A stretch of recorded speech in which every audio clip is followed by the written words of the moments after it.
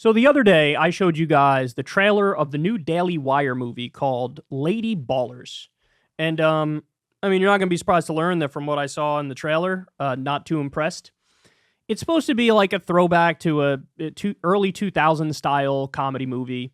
But the thing about conservative comedy, which is a perpetual problem for it, is that it's so heavy-handed and it's so preachy, right? Like, the number one rule of art is show, don't tell.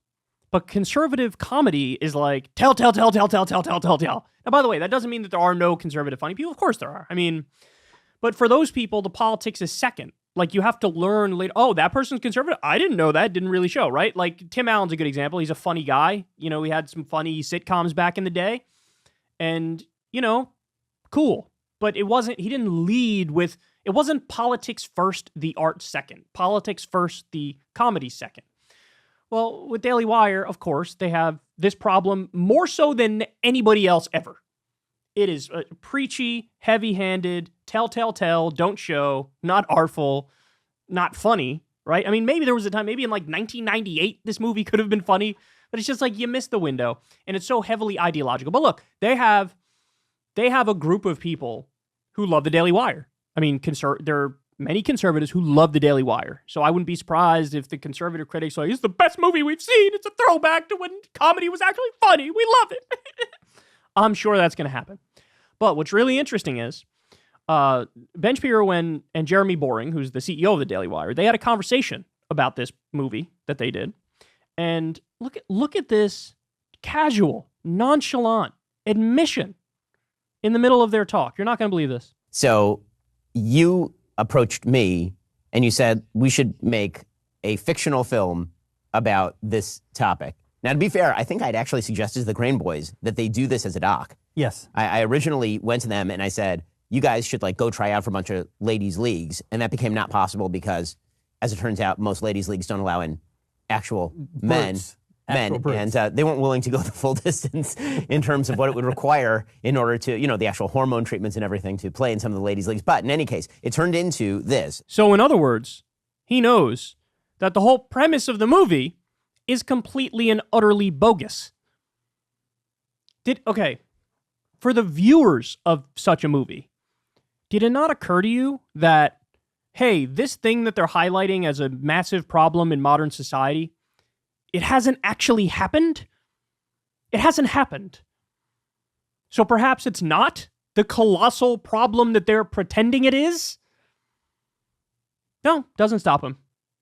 They move forward as if they're doing not only a comedy movie, but most importantly, making a serious political point.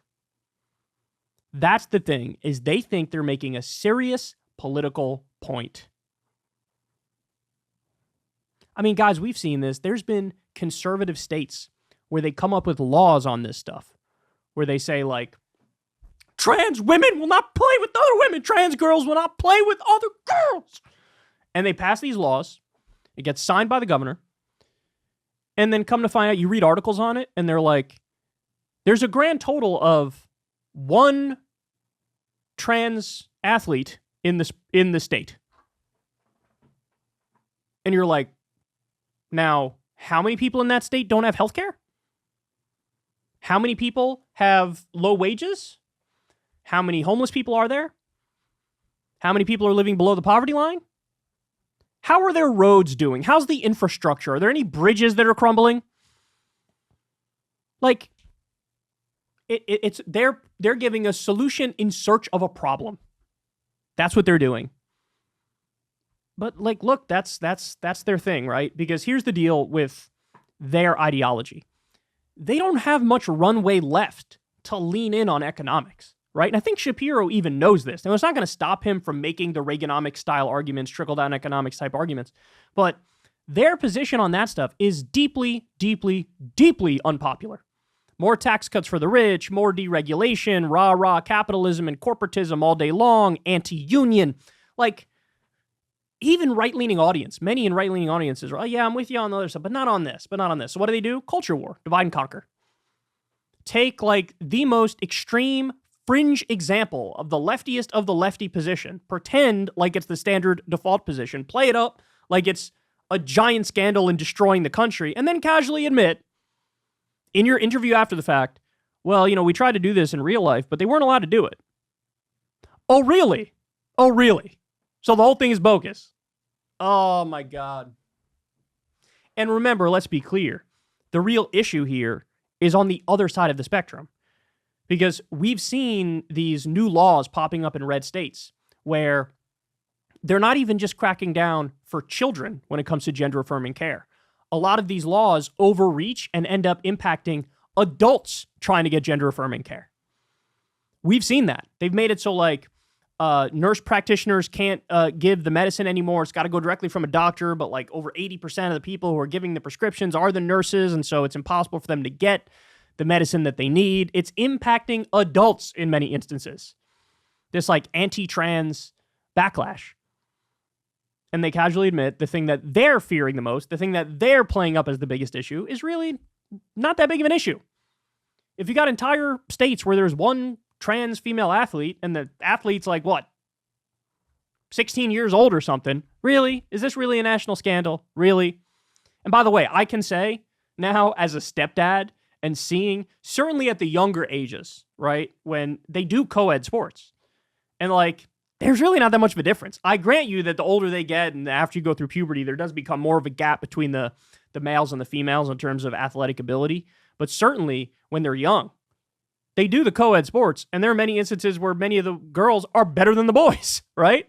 So it's really oh my God, this is all they got, man. This is all they got. But look, as bad as that movie's going to be, I don't know if it'll be as bad as, what else are they doing? I think they're doing Disney ideas and trying to do their own version. Aren't they doing their own Cinderella or Snow White or something like that? I don't know. It's just so weird. They're creating this conservative counter universe, and it strikes me as so online. It's so poison, online, brain-wormed. And I can't imagine the kind of people who are loving it. But then again, not everybody has our politics, so enjoy your comedy movie on the thing that you guys think is a real problem, but you actually just casually admit it is not a real problem at all. Hey, y'all, do me a favor and like and subscribe. It helps out big time in the algorithm. Click the bell as well for notifications when videos drop, and watch that video on screen right now. You want to.